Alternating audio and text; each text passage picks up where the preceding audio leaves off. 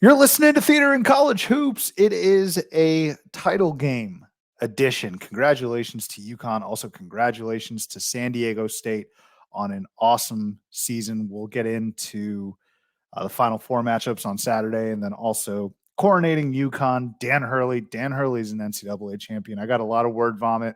Taylor and I will break it down. He is with me. Always glad to have my boy back alongside with me. I was in San Diego this past weekend, so that's why, I don't know, maybe my voice is shot. I just got finished watching One Shining Moment, which always moves me to tears.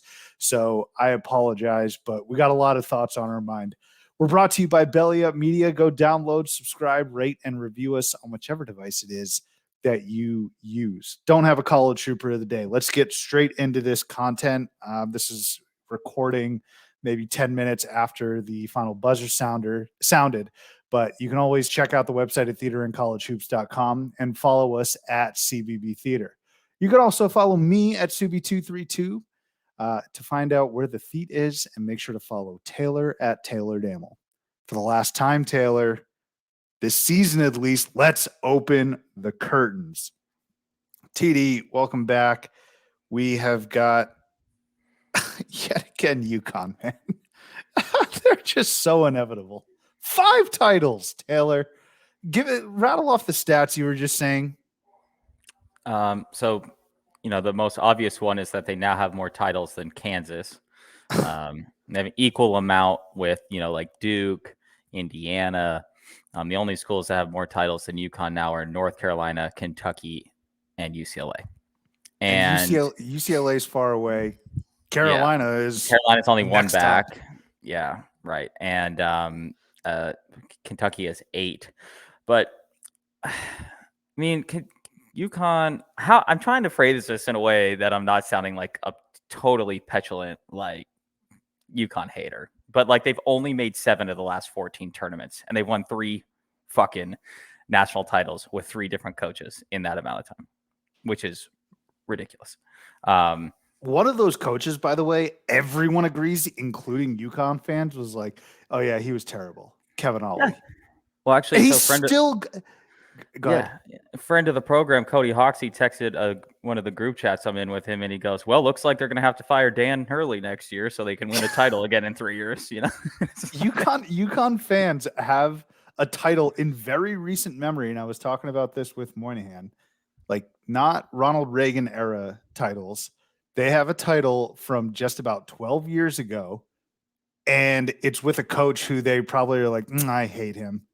Imagine that. I don't even think they feel indebted to Kevin Ollie for winning one of those titles. That's how many they have now. Yeah, they have enough to just kind of, they can pick and choose which title teams they like most. And they're like, they like you said, they legitimately can hate multiple of them and just be like, well, I didn't really like those. I really didn't like those 2 teams, but luckily we got 3 other ones. The other stat that I saw, UConn winning the title this year, they had the longest odds of any national title winner since 2014. Soup, who won the national title in 2014? Those guys. UConn. Yeah. So it's like UConn. Go ahead. When they won it in 2011, they had the 23rd best odds to win the national title. Now, if you remember that, though, that's when they, at the beginning of the year, they had the 23rd highest odds to win a national title. That Kemba team was kind of like almost like the reverse of this team in a way. Because that Kemba team, not that this UConn team didn't have a bad stretch in the middle of the year, but that Kemba team was not even going to make the goddamn tournament on March. It was March 2nd, and they were not in the tournament. No, part of the magic of that run is that Kemba had to start this insane run in Madison Square Garden, on a Tuesday morning. There was no room for error. And not only did he do it, do you realize how difficult it is to play at that level for 6 straight games? Like the level that they just played at, winning, but the closest game being by 13. Don't even get me started on the fans and how awesome of an experience that must be, not having to worry whatsoever. Maybe the first half against Iona. Oh no. But the closest game you had was 13. And then you just go back to a guy like Kemba, who was doing it for pretty much a month of the highest basketball you can play. I feel pretty sick about having a legitimate 5-minute debate on this program a month ago about if I was going to take Iona over UConn in the opening game as my upset. So that feels like Did a you lot end of up weight. doing that? I can't even remember. Dude, I haven't looked at my bracket since fucking the third game of the tournament. So, yeah, you know how we all go through. So there was one team. It wasn't Arizona. That's not where I'm going with this. But there was one team that was left out of one shining moment. You know what team that was? Unless we all missed it sitting on my couch. I saw Zach Edey, so it wasn't Purdue. Was it Duke? Boise State. I didn't see Boise State. You're right. No, we saw Northwestern, who they lost to, and I was sitting on my couch with two Boise State alum or Boise State fans, and we were like, "Wait a second! All we got for Arizona was a guy crying, a fan with a hat on." Yeah, that was fine. Honestly, I thought it was going to be a lot worse. Like I thought they were going to show Pella Larson, putting his hand up to the camera. Whatever. But yeah, but Boise State wasn't in there. I'm not sure if other teams weren't. I think I saw every other team in there. But yeah, anyway, it really goes to show the randomness of this tournament, though, in terms of me not looking at my bracket and why I bring that up. You can see it on the side of your ESPN home screen, so I do know what percentages I'm in. But even my bracket that had no Final Four teams, it only got 2 of the 8 Elite 8 teams correct. Right. So I had no points to gain after like Thursday or, last Saturday of 2 weeks ago. Still finished in the top 40% of all brackets. So that tells you how random it was. That I have a bracket that barely had an Elite 8 team and it's still finished in the top like 40%. So, I mean, that's just nuts for me. But no, I stopped watching. Good for you. But wait a second. Did you end up taking UConn to the Final Four? Or did you back them out last minute? I can't remember. No, I didn't have the cojones to do it. I should have. So there were 2 really regrettable texts that I sent. One of them, and it's a result of me not listening to myself. So upon first examination of my bracket, I texted the Shark and I was like, let me tell you something. I like Tennessee in the first weekend. I like them in the first weekend. And lo and behold, they get to the Sweet 16. I didn't do that in my bracket. I couldn't trust their lack of point guard play with Ziegler being out, and I couldn't trust their inconsistency throughout the season. And Duke was riding really hot. So that one kind of hurt me because it wasn't shocking to me that Tennessee and Plavsic really roughed up Duke in the front line. So that was one. But when it comes to UConn, it didn't really cross my mind, Taylor, to put them into the Final Four. I was very much saying to myself, this is either UCLA or Gonzaga. And those are the teams that I was seriously flipping back and forth on. And when I looked at those 3 teams, I said to myself, UCLA is the best team, even though they're injured. And I know I shouldn't in good conscience take them to the Final Four when they're missing a Jalen Clark and a Dembona was hurt as well. But then even after that, I said to myself, I think Gonzaga can beat UConn. And then we saw what UConn did and just absolutely housed them. Again, I can't reiterate enough. The performances that they put on, Taylor, are just mind-blowing to me. Miami was good. Miami was really, really good, and they beat them by 13.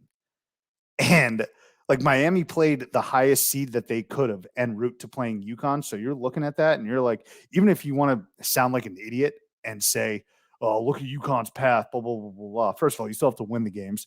Second of all, it's tough to do that in such a convincing style. But even if you look at that, right, Miami played the highest seeds that they could, so they're battle tested. Maybe you say, oh, UConn only had to play Iona and St. Mary's and Gonzaga, 3 teams that are not from power conferences. And then they also beat an Arkansas team who may have been a bubble team. And UConn just beat the hell out of them. So I should have taken UConn to the Final Four. I guess everything's in hindsight. They were not that surprising to me, though, Taylor, right? And I think a lot of people had said, I think a lot of people took UConn as a trendy Final Four pick. Well, they had, I mean, obviously at one point in time, they were the number 2 team in the country, and we had talked about their path in December. Let's call it their path, just to use that phrase again, to being the AP number 1 team in the country. And I mean, it was right there in terms of the teams that they ended up playing in the Big East. Now they fell just short of that because they went on that kind of dry spell in, is it late December into early January, pretty much, or maybe just January. Um, and I want to just say this because, we're 10 minutes into this and I haven't said very much complimentary about UConn, our national champion this year. They had one of the most dominant tournament runs in the history of the sport. So, like, my complaint about UConn is not that they're not good this year. It's that they just decide to be randomly the best team in the country, like every 4th year or 5th year, essentially. They're a great basketball team. Can't give Hurley enough credit, really, at this point, to rebuild this program from what it was to where it is now. I mean, those UConn teams when Hurley took over were not good. Were they under 500 one year? Hurley's first year, or maybe close to 500. And just the It was a maturity. complete mess. Yeah, no, it's terrible. The maturation of Sonogo has been awesome. Really, that's what you dream about when you get a project big man, is for him to turn into someone like Adama Sonogo. And then, you've got MOP. yeah, well, yeah, but I mean, like, No, nobody I would have get it. expected that, 2 years ago. But and then you got guys like Andre Jackson Jr., who played very well in the Final Four in the national championship game. Yeah, you just got a bunch of dudes, really, who you look at them. And actually, I was having this discussion this weekend while I was watching the Final Four on Saturday, and I said it was in relation to FAU is when I was saying that, but it is kind of applicable to any of the 4 teams that ended up making the Final Four. UConn obviously being far and away the most notable program in the Final Four, but it's kind of applicable to them too. But I was saying that, hey, if FAU wins a national title, it's a landscape changing, or would have been a landscape changing win in college basketball, because I think that, as we've talked about, and this is still applicable to UConn, it's just not going to hit as hard because people know UConn is good, or is a good basketball program. But that one and done kind of era I think this was the nail in the coffin to not one and done era is not ending by any means. That's not what I'm trying to say. But UConn has 3 national titles in the one and done era, right? Well, Calipari and Kentucky and the guys who led the one and done kind of push don't have that many combined, across the 15 years or so, let's call it, of the one and done era. And so this Final Four is great proof of that. This tournament, I think, is great proof of that, where it's something we've talked about on this program and over many beers and on our couches when we've lived together for the last 15 years as well, is that floor of college basketball has come up so much. We're seeing it every year now. A 15 over 2 is an every year thing now, essentially. A 16 over 1 is now a every other year potential type of thing. And so this Final Four is a great example of that, where you get guys like Sonogo and, hey, let's develop. Let's have guys who are going to be here for 2 to 4 years, and let's develop them. And I like that trend. I thought the one and done trend was fun. It was always like recruiting. You were ahead of your time by saying, like, I don't give a shit about recruiting, right? I still do, but you're winning that battle currently at this juncture. But yeah, well, I think can you at least say, Taylor, that you're probably more interested in the transfer portal than you are, let's say, 247 Sports? Because wouldn't you rather a transfer? You look at, I think Tristan Newton was a transfer. I mean, those are the guys, those are the upperclassmen that are helping you get to these points and these points of success. Or, like you said, right? You say to yourself, hey, I'm excited for this recruit coming in, where in 2 to 3 years, he can be a real contributor.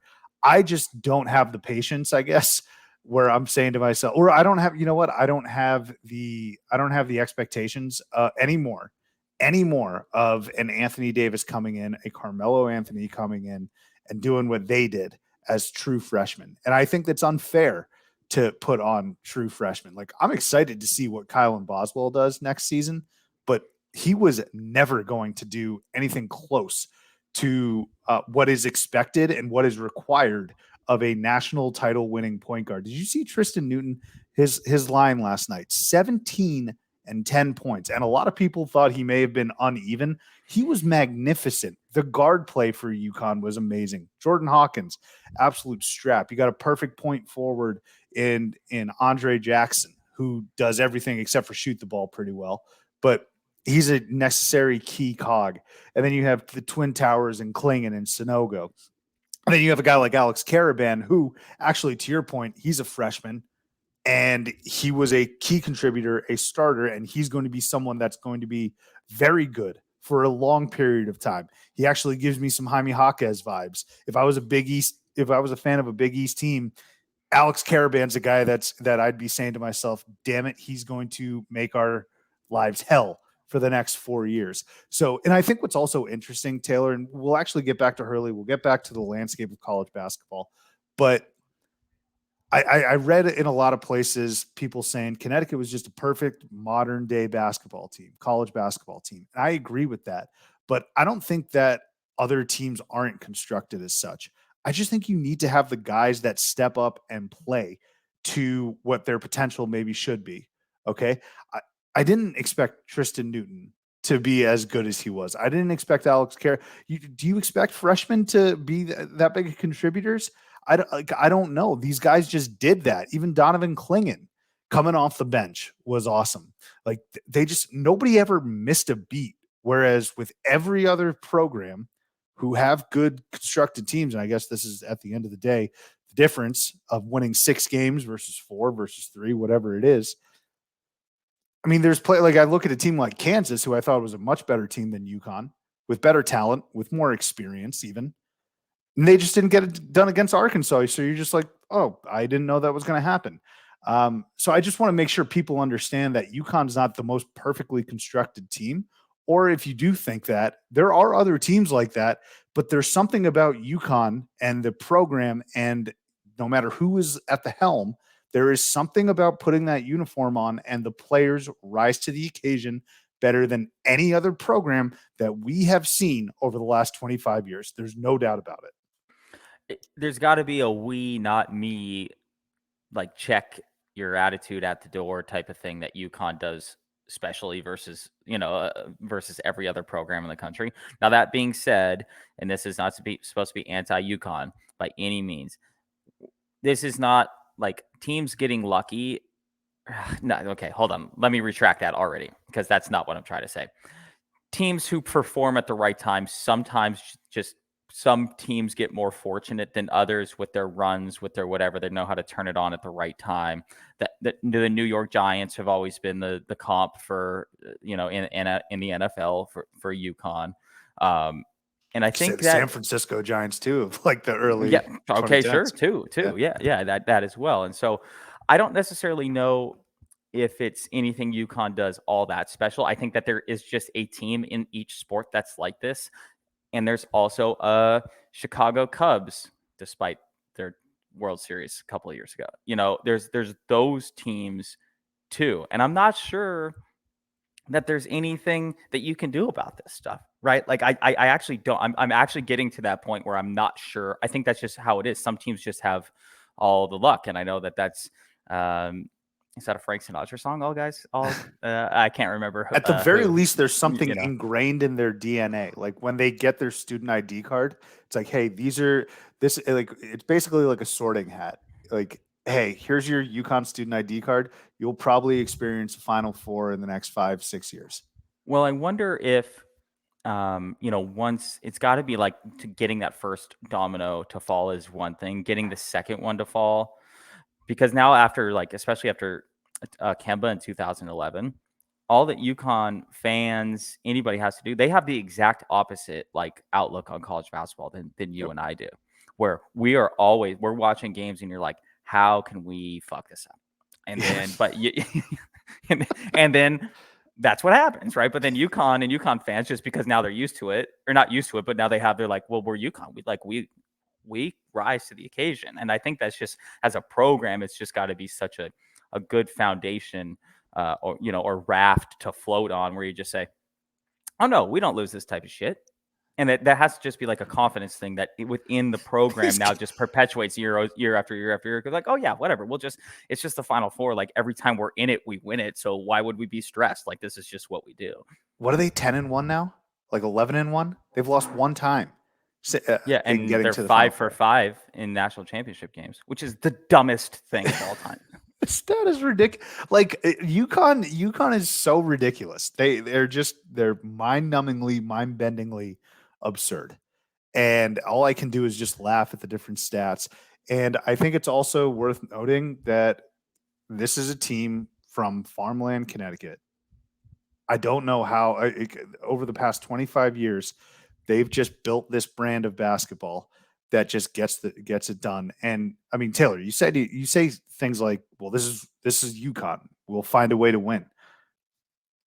The next challenge is, can you beat teams by 20 plus points? I guess that's what's next up on the docket, because these weren't even games that they had to give a shit about.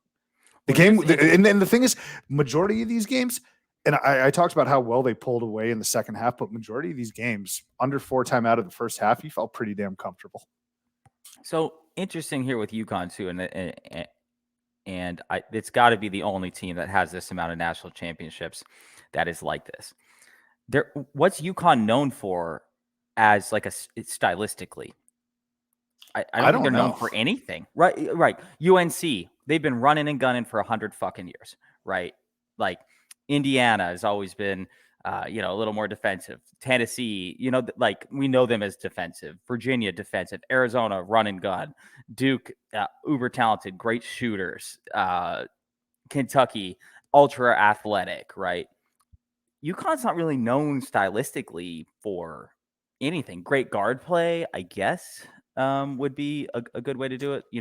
Rip Hamilton, Kemba, Shabazz. But in terms of like the style of play, it seems like every game they play is like a 74 to 68 game, where it's like not absurdly great offensively, not absurdly great defensively. And the stats don't necessarily back up what I'm saying. I'm just saying from like the visual standpoint. You don't look at any of these UConn teams that have won national titles and been like, oh yeah, they got out and ran that year. Like, no. Or be like, oh no, they shut everybody down that year. It's like, well, no. I mean, at least the previous years, you say, okay, well, Shabazz and Kemba and Rip just took over, and that's why they won. And even, but this year, to me, and maybe I'm wrong because I'm not a UConn aficionado. I mean, I watch them as much as I watch every other great team in college basketball. I'm not an insider as much as the previous co-host from earlier last week was.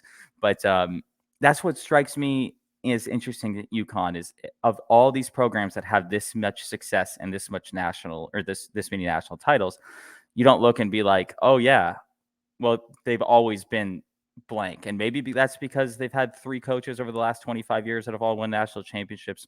I don't know. Am I wrong in saying that? I feel like they're kind of a one-off program, as like their style is just fucking winning. I guess. Yeah. I guess. Well, and you know what? This might also be a contributing factor, Taylor. These guys might be so young and green as it pertains to, and I should probably say blue because they're a blue blood now. I think that's pretty damn clear that they are a blue blood, 5 national titles, and I think that should actually be the point that you're at, because this is actually insane. The fact that they have more national titles than Kansas, I think the average sports fan would not be able to tell you that. Like, that would be a great trivia question at a bar where people don't care that much about college basketball. They would be shocked to find out that UConn has more national titles than Kansas. In terms of postseason success, Kansas probably has more than that. However, when you talk about UConn, I mean, one of the things that you brought up, you think guard play, or if you were to err on that side, I guess you could say that. But that's a real conversation that I think UConn fans are spoiled enough to have, which is, hey, if we Mount Rushmore'd our 5 national titles, we'd still have 1 remaining. But also, of those 5, yeah, do we err on the side of guard play, or do we look at guys like Adama Sanogo, who won MOP, or Emeka Okafor, who I believe also won MOP, right? And I could be wrong, because they also had great Ben Gordon, right? So like they've got good big men coming through that maybe haven't won national titles in Charlie Villanueva. I remember Josh Boone was really serviceable too. But I mean, they just hit you at all angles, man. They hit you at all different angles. And I think, again, what is so crazy to me is we're going to be telling people, like when we got into college basketball, Duke was established as a team that had won national titles. Carolina was the same way. Kansas was the same way. When we started watching college basketball, UConn was not what it is today. And that's obvious. It's very obvious, but I can't tell you. I mean, it's basically like, I don't know, maybe I'm wrong here, Taylor, but I think getting to blue blood status is more everlasting. I don't think schools get taken out of blue blood status. People are trying to rip Indiana out of there. I still don't know if I'm able to do that, because I think once you clinch blue blood status, it's different than seeing different dynasties. We've seen the Patriots dynasty. We've seen the Golden State Warriors dynasty. I mentioned the San Francisco Giants. I think they could be a dynasty as well. But there's something about that blue blood status where I genuinely think by the time we're long gone from here, UConn is going to be on that blue blood line. And we were fortunate enough to watch that and have some of our most, what's the word I'm looking for? Like cognizant memories of the sport be attached with UConn. It's pretty cool to see. Well, they are the story in college basketball in our lifetime thus far, 33. That's the best way to years. put it. Thank you. They've made all 6 Final Fours since 1999.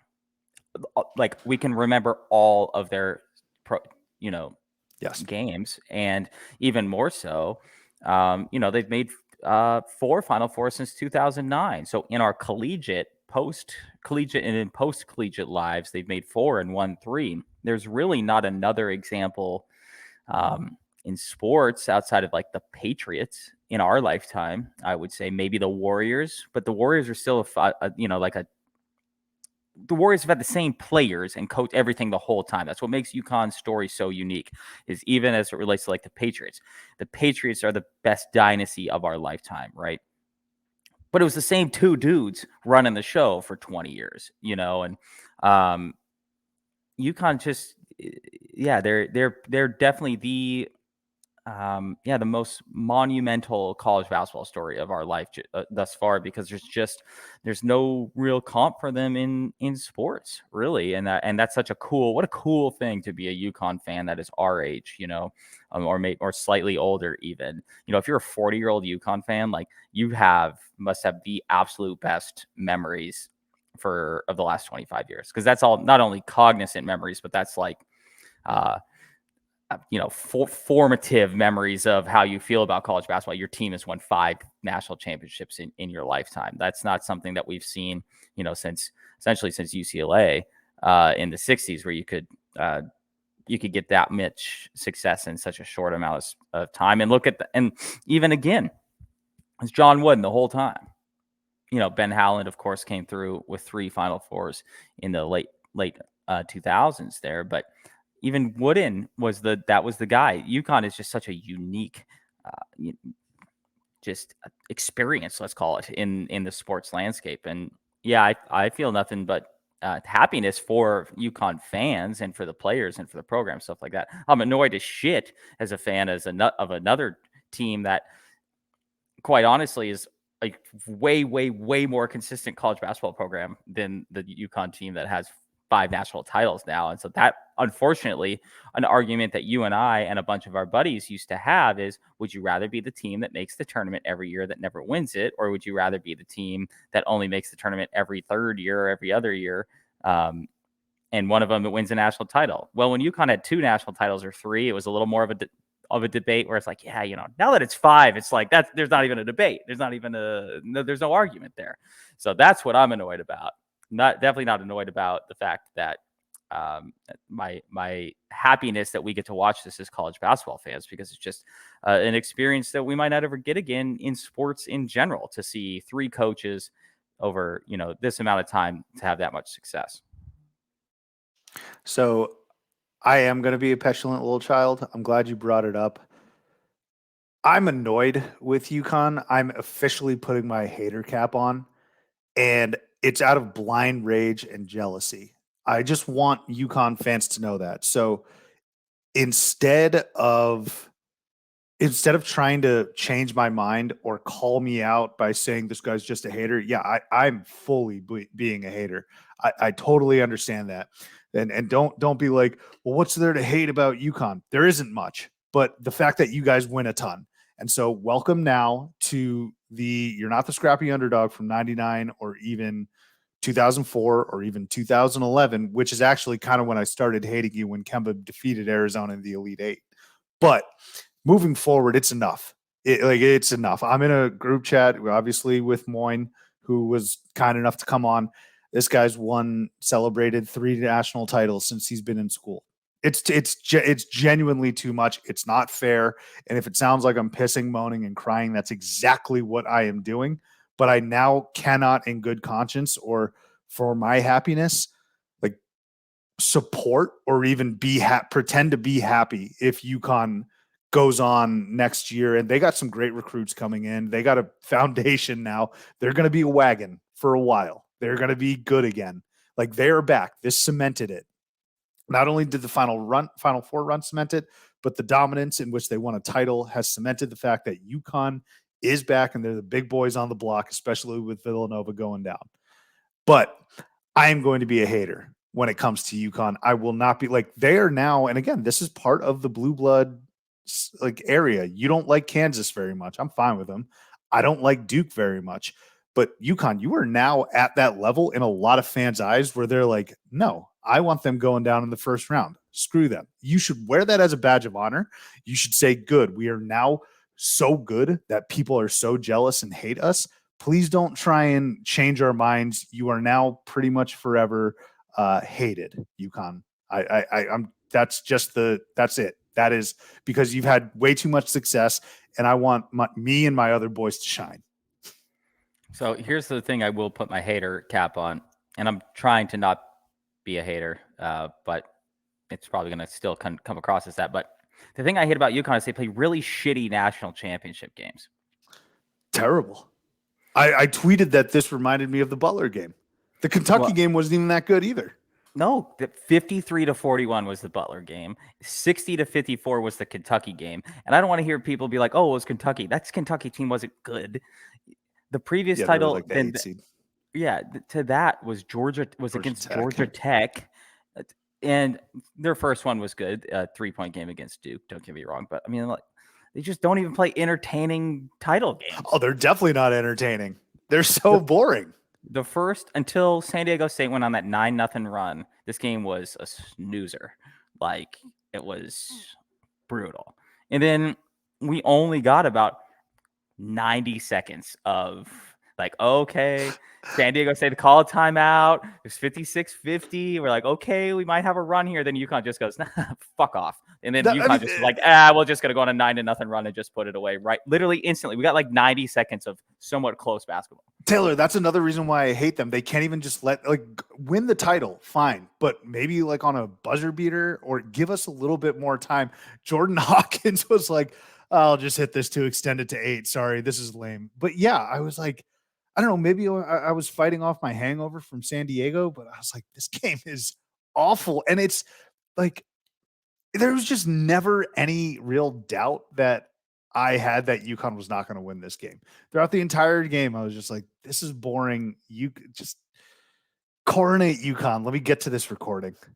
When they beat Miami as thoroughly as they did, I had that same thought where I'm like, the San Diego State team is definitely not as good as Miami is. And I really would like to see UConn play a game under 15 points, but I was like, this just isn't going to happen. And so, of course, like instantly this game starts and you're like, oh, so San Diego State's just going to play like shit today, huh? Yeah, like that's definitely how this is going to go. And that was very apparent very quickly in this game.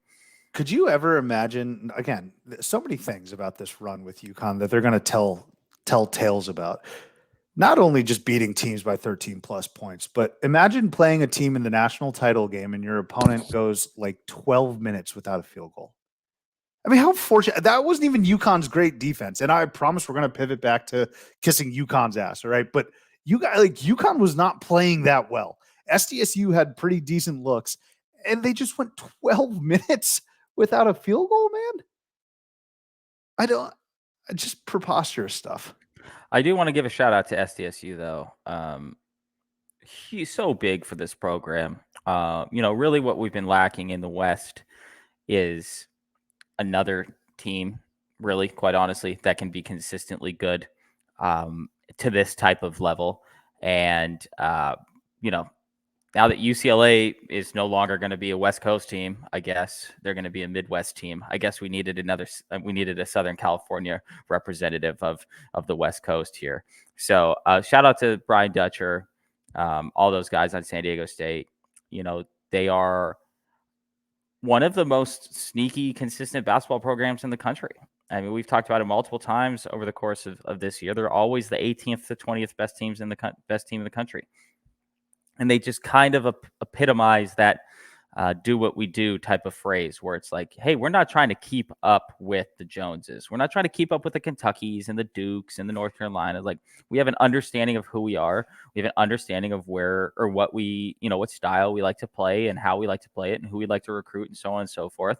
It is passionate adherence to a strategy, as we've talked about on here before. And I love it. I mean, great for them. They have a great, one of the best home court advantages in the country. Should be amazing atmosphere next year, especially, given this run. You were in San Diego, like you just said, all weekend. You were talking to me about how lighted it was throughout the weekend out there. Not just that it was nice out, but because of the games themselves. And so I just, shout out to them. They definitely didn't play their best game of the year today or last night. They get to walk away with this Final Four by having like an all-time basketball memory too. A buzzer beater to go to the national championship game is essentially what you dream about as a player, as a fan, as a whatever in any sport. And so, yeah, I mean, what a cool memory that all those fans are going to have. And as much as, we've made the same joke many times in our lives too. It's like, oh, how are they going to deal with this national championship game loss? Well, they're just probably going to go sit on the beach tomorrow. It's probably not going to hit them as hard as maybe as it would have hit the fans up in Stores if they would have lost that game. So yeah, San Diego State at least has an outlet for their frustration here. It's one of my favorite cities in all of America. I haven't been bashful about saying that, but yeah, I was in San Diego when we were at Tavern in Pacific Beach watching the game. And to be perfectly honest with you, it was kind of becoming a miserable experience in the sense that obviously I'm there and I'm rooting for San Diego State because I want the town and the crowd and everything to be amazing. So at one point they're down 14 to FAU, who, by the way, congrats to FAU on a remarkable season as well. Who would have thought that they were going to be one game-winning shot away from playing for a national title at the beginning of the season? I did think they were the better team than San Diego State, and I want to say I think they would have put up a better fight against UConn, but who knows? UConn was just beating the hell out of teams. So, but congrats to FAU and Dusty May. But it was also terrible at this juncture because we had a remarkably fat and obnoxious San Diego State fan next to us screaming the entire game. And like every single possession, he was screaming in my friend's ear, just basically saying, "This ain't Boca. This ain't Boca." Like there's not like FAU San Diego is like a tough place to live, right? I'm like, you guys are both country clubs, basically. You're both beautiful. It's one thing when you're giving people who live in like Tulsa, Oklahoma shit about where they live, but it's like, oh yeah, wow, you live in another beach city where it's 72 degrees every day. Like, relax. I mean, he was just so annoying, and to the point where I was like, "Look, I'm the prize. I want San Diego State to win, but if this is their fan base, I want nothing to do with them." But anyway, so it started off terrible, and then SDSU just kept chipping away, and when they made that 9-0 run against UConn, I was like, maybe, just maybe UConn a better team than FAU. And then let me tell you, Taylor, being at Tavern for that Lamont Butler game winner, one of the best crowd pops I've been a part of. And, just the electric atmosphere, the place went crazy in unison, everyone yelling. I got to tell you, when Lamont hit the baseline and then came back, I was like, please shoot, because there is nothing worse than when a player just doesn't get a shot off and there's absolutely there's no chance of success. But I was just screaming. I was like, shoot it, shoot it, shoot it. Lo and behold. And by the way, upon review, that shot was straight up and down. It was pure. And then I had to go back home right before I went to bed. I listened to the Jim Nance call, and it was so good. But Taylor, it was truly one of the best days of my life, man. I was so pumped this past Saturday. Would you say it was a Christian Watford level of crowd pop at Tavern? I don't know. I mean, that's for me. That's the I mean, line. that is a great bar. I mean, it meant more for sure. Oh, maybe well, it was easily. Yeah, easily. I mean, maybe it was, but like San Diego State's fan base is an IU's fan base. I think we can all agree there. So I'm glad you brought that up, because I think that's the next step for San Diego State. Is understanding, is almost like UConn from '99, right? Is having the understanding that you're not a underdog basketball program. You can do this. Like, this is, and I'm not saying the players think that or the coaches think that or anything like that. That's not what I'm trying to say. I'm just saying that, like, the next step is like, no, this is something that is a legitimate expectation for you guys. Not every year necessarily, as much as us fans like to think that national title expectations are an every year expectation. We're just dumb more than anything else. It's not actually a legitimate expectation every year, right? Once every maybe 5 years, if you are a high level basketball program, would be probably a proper expectation. But San Diego State is to that point where they should probably have an expectation of getting to at least like an Elite Eight every third year and to a Final Four every 5 to 7 years. I think that's a completely legitimate expectation for them. They've only had 2 coaches essentially in like the last 30 years. You know, they continue to win. They win the Mountain West essentially every other year. I think it's a legitimate expectation for them, and I think that that's why I think this is such a monumental year for them, is to finally get over that hump, go to the Final Four. And you talk about it all the time. For you, it's not about getting to national championship games, even though it is, like, it is, right? But like the mark of like what your program is those Final Fours. Once you get over the hump with that Final Four, and I'm not saying that San Diego State is going to run off like 6 of the next 10 or anything like that, but I think more than anything else, it shows your fan base, it shows your boosters, especially, it shows your supporters, whatever, and the casual fans who don't go to games and aren't paying attention, but are like, yo, we have a Final Four team like in our backyard. What are we doing not paying attention to this team more? I think it's just such a, like, I hope that we can look back at this weekend as like a seminal point of San Diego State's future success, to say, no, this is, and I love San Diego too, but Southern California is not exactly the home base of the best fans of any sport in the world. San Diego is significantly better than LA at this, but I hope they look at this and just be like, yeah, this is something that we should be able to do all the time. Why are we not replicating this? And I hope they use this as kind of like, yeah, a foundational point for where they go from here. I think it's a really good point that you bring up, Taylor. And I think San Diego State as a program actually is in a very good spot. Now, you could obviously want to be in UConn spot or any of the other blue bloods, but San Diego State, I don't know if there was any necessary, like, I don't know if they ever thought to themselves, we're underachieving by not making deep runs and Elite Eights and Final Fours. But I think they also said to themselves, we can do this. Like, why can't we do this? If we really just take a step, why? Because we're a mid-major? That's not a good enough excuse if you're being honest with yourself. So they're in this position where they don't have the weight of the world on their backs like a UCLA does or like a Gonzaga does. But they've proven to themselves, and they beat good teams, man. They beat Alabama, who was the number 1 overall seed. All right. They handled Furman, who beat Virginia. They beat a good FAU team who was ranked a couple times. All right. So they have this under their belt. And I don't know if there was necessarily any pressure that was on them. Like, you talk about getting that monkey off your back. I don't think there was ever really a monkey for SDSU, but I think they kind of just are looking around and saying to themselves, well, yeah, well, like, why the hell not? Why can't we like pursue this? And I think you mentioned something about fans.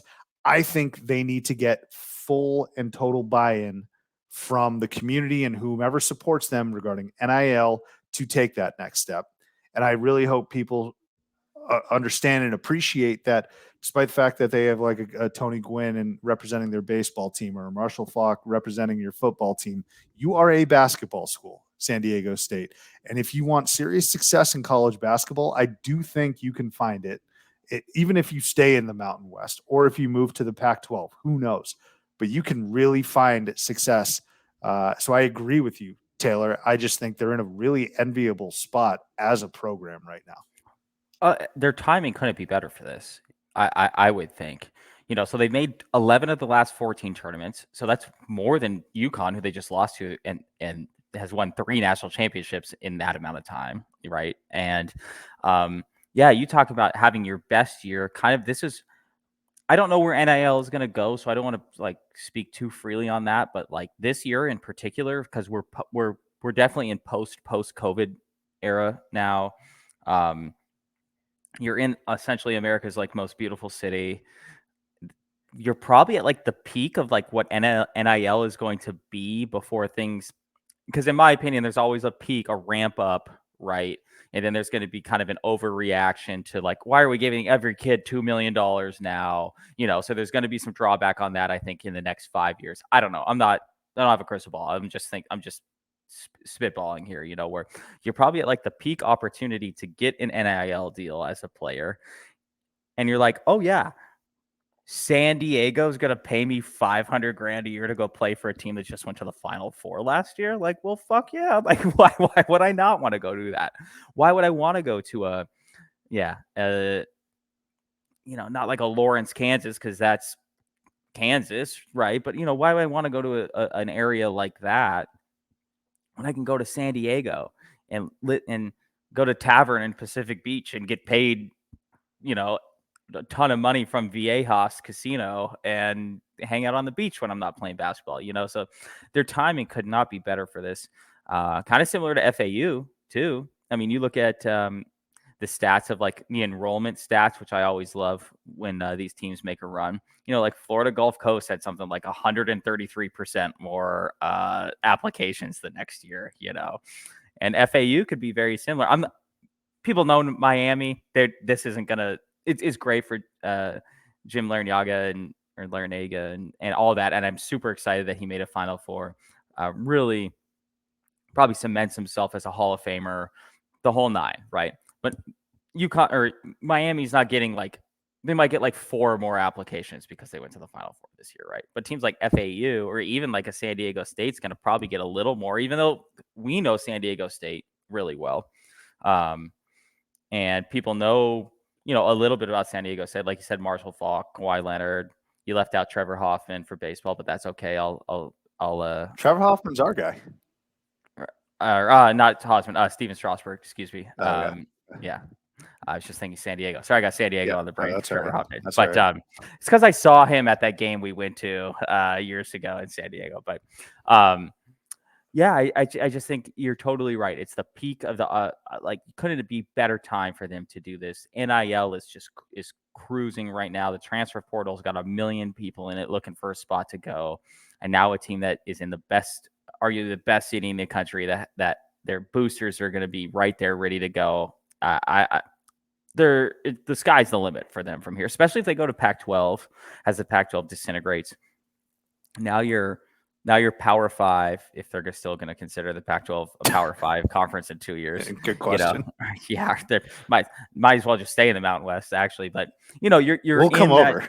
Yeah, right. Yeah, you're in that kind of atmosphere now, though, where like San Diego State, if they go to the Pac-12, like if Arizona, UCLA, and USC are gone, obviously. If Arizona and like Oregon leave, which sounds like what's going to happen, how is San Diego State not the favorite to win the Pac-12 every year at that point? They have to be, essentially. Yeah. So, very impressive stuff from San Diego State this season. I hope they don't go the way of Carolina, who was last year's runner-up. I don't think that we'll see that type of tumult, but I also don't think we're going to see San Diego State preseason ranked number one. Dutcher is too consistent of a coach. He's been there for too 100%. long. Yeah. No, you're right. Taylor, let's get on out of here though with just last two items about two men. I do want to spend just a little bit of time talking about Danny Hurley. Excuse me. This is a guy who was. I'm not getting choked up about Danny Hurley, by the way. This is just bad timing.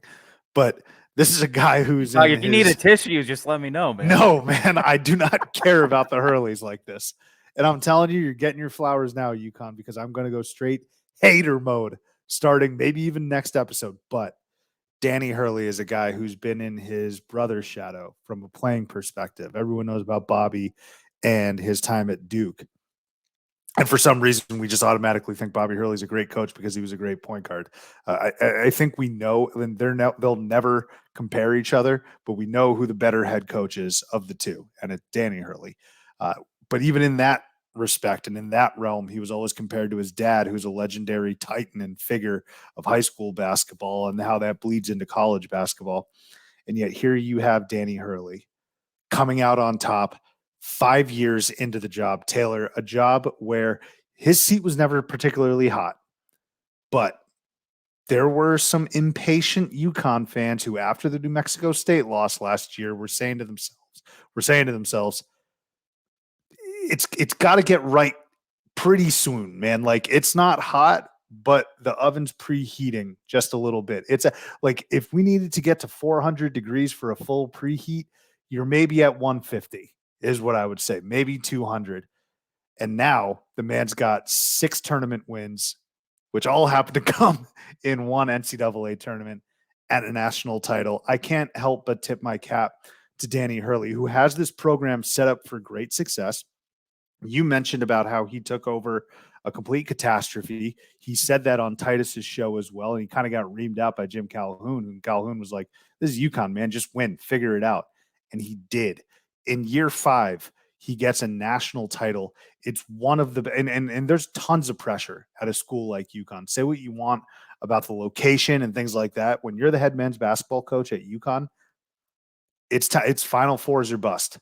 And Danny Hurley is a guy who built up Rhode Island into serious relevancy, took them to 2 NCAA tournaments, I think, which is nothing short of remarkable.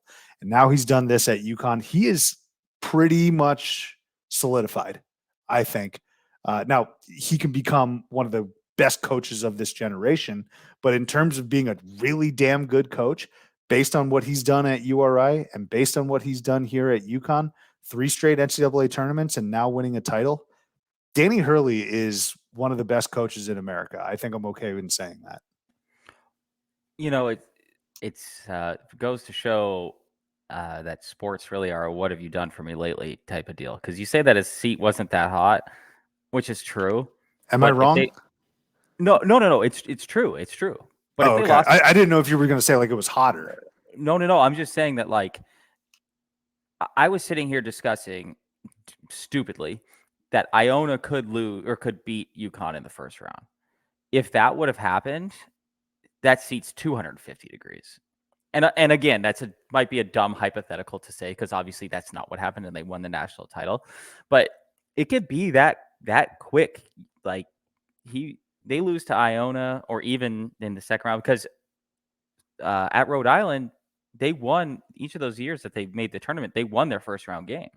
So up until 22 days ago, like, Hurley had 2 more tournament wins at Rhode Island than he did at UConn. He'd been at UConn for 5 years. Now, COVID is an unfortunate, well, it's unfortunate just as a general sense, but it's unfortunate for a lot of coaches and like how fans are perceiving their programs. Oh, well, we've only made 2 tournaments. Well, you would have made 3. You know, like, you missed an entire opportunity to play another tournament game, or, tournament in general. So that's always kind of tough. But I think if they lose in the first or second round this year, we're having a whole nother discussion right now, and it certainly goes to show, it's kind of one of those, like, yeah, it's dumb to have these hypothetical conversation, so I apologize for that. But I think it's worth bringing up in a sense where it's like, yeah, 25 days ago, if this guy lost a game or two, we're going into this year being like, UConn, it's got to be an Elite Eight, or things are going to get real tough up there for Danny Hurley. But Danny Hurley has done it, if you want to call it the right way, for lack of a better phrase. I mean, he started at Wagner, turned that program around overnight, essentially. URI, he didn't turn them around necessarily overnight, but I mean, he went from them being like the laughing stock of the A10 to a viable basketball program overnight. Had one kind of bad year in the middle, but then, like you said, ran off a couple tournament appearances. And yeah, now that I brought it up, we talked about it earlier, but at first year UConn was 16-17.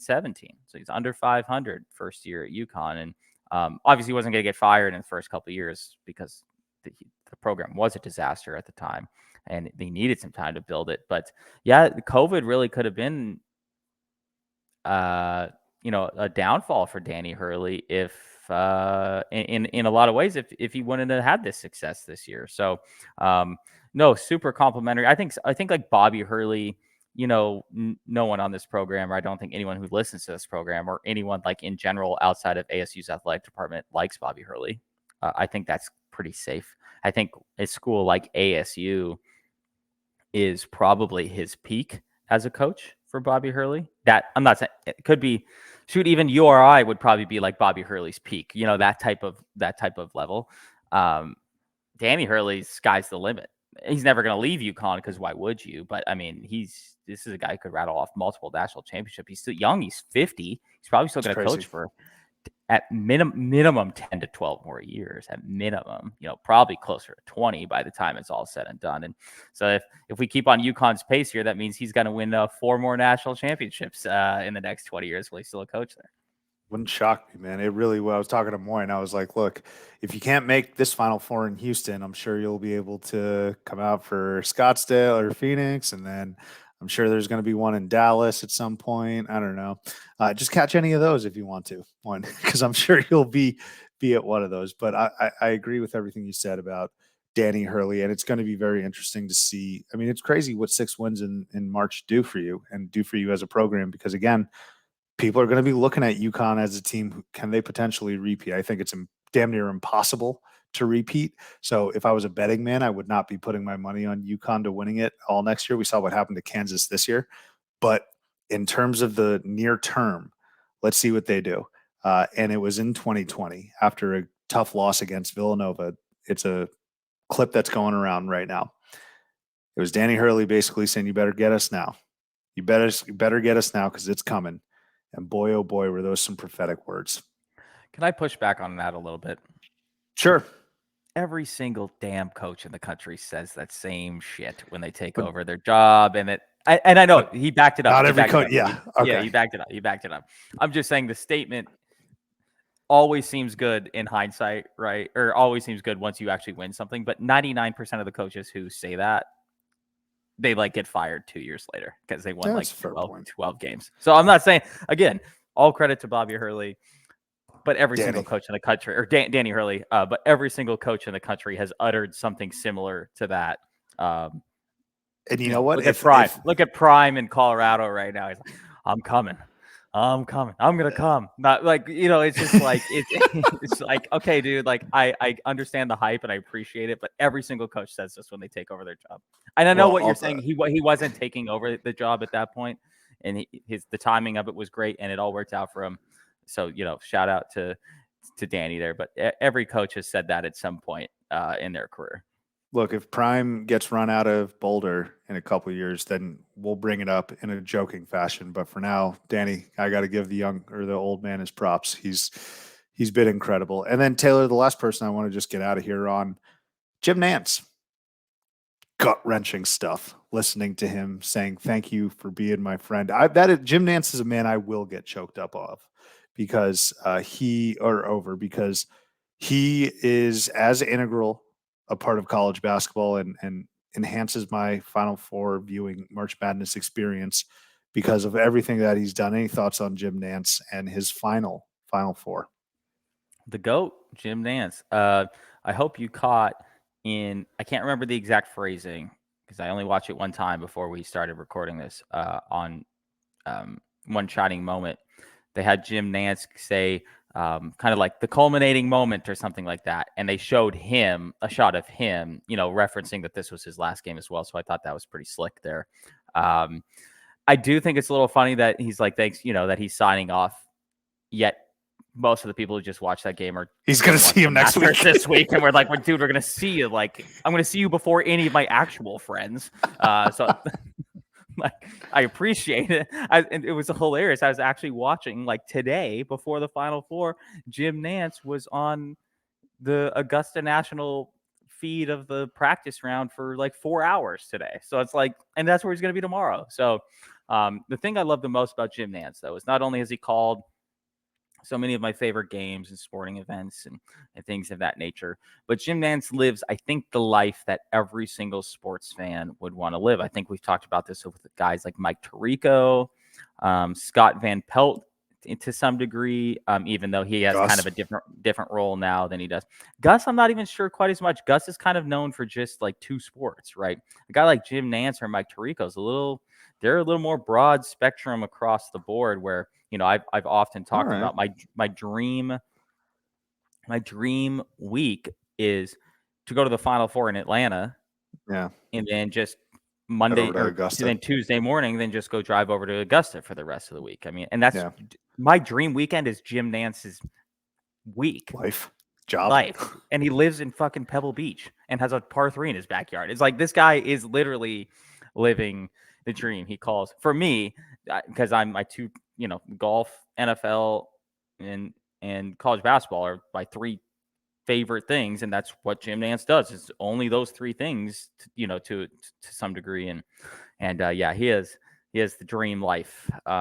He also, shout out to him, in reference to that one shining moment. The shot was from behind his head.